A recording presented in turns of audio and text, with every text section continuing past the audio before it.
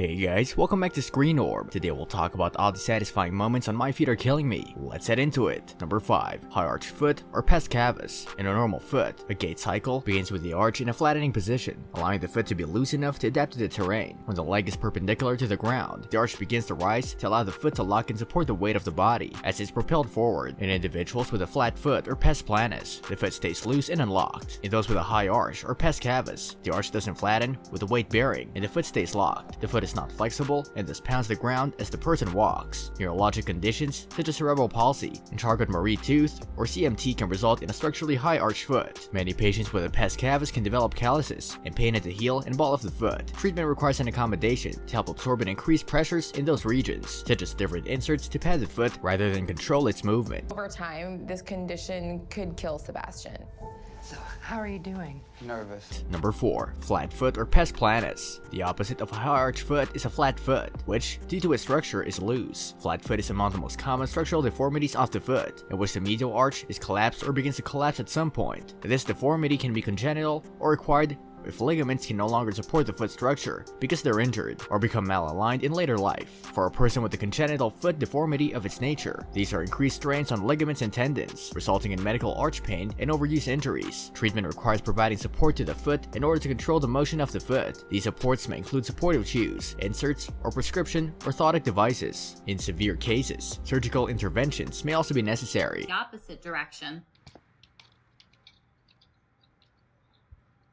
Number 3. Hammer toes and claw toes. Hammer toes and claw toes are also common foot deformities, named for their appearance. In a normal lesser toe, there are 3 phalanges connected by 2 joints. When the joint closest to the foot, the proximal joint contracts. It is referred to as a hammer toe. If the joint closer to the nail, the distant joint, is contracted, the deformity is referred to as a claw toe. In addition, there may be rotation of the toe, referred to as an adductovarus deformity, which is commonly seen in the 4th and 5th toes. Early on in a toe deformity, discomfort from an ill-fitting shoe may result in redness and soreness to that area. Over time, this condition can worsen, resulting in calluses that may cause additional discomfort. Initial treatments include shoe gear changes, protective padding, and/or reduction of the callus to help accommodate the deformities. If the initial therapy doesn't help and pain persists, surgical intervention may be required. Hammer toes and claw toes can be flexible. A flexible deformity may require only soft tissue correction, whereas a rigid deformity most likely requires bone reconstruction in order to straighten the toe and reduce the painful symptoms. Number 2. Bunion or Hallux valgus. When tendons and ligaments don't stabilize the great toe, the big toe can deviate and/or rotate, resulting in a prominent big toe joint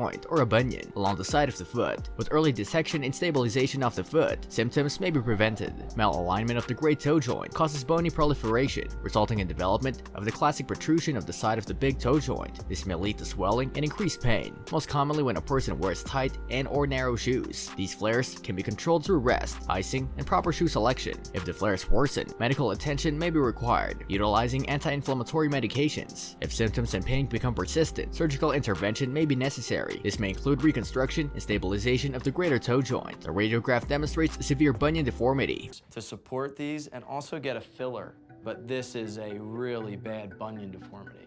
Number 1. Athlete's foot or Tinea Pettis. Athlete's foot or Tinea Pettis is a common cutaneous condition in which fungus infects the skin of the foot. Acute and chronic forms of athlete's foot exist. In the acute condition, blister formation occurs on the arches of the feet. The blisters are usually filled with clear yellow fluid. However, the skin between the toes or the web spaces may also be affected, causing redness and peeling of the skin. Symptoms include pruritus or a burning sensation. The chronic condition presents with a Macassan distribution, left, bottom center, in which the bottom of the foot is usually red and scaly. This condition is often associated with fungal nail changes, in which the fungus within the nail continually reinfects the skin. Treatments include topical prescription and/or over-the-counter antifungal medications, which have a high success rate. In severe cases, oral antifungals or topical corticosteroids may be necessary. This brings us to the end of our video. I hope you enjoyed it. Hit like if you did, and don't forget to subscribe to our channel so that you don't miss any of our videos in the future. Also, watch the 2 videos that are on your screen because I'm sure you'll love them. With that, I'll see you in the next video.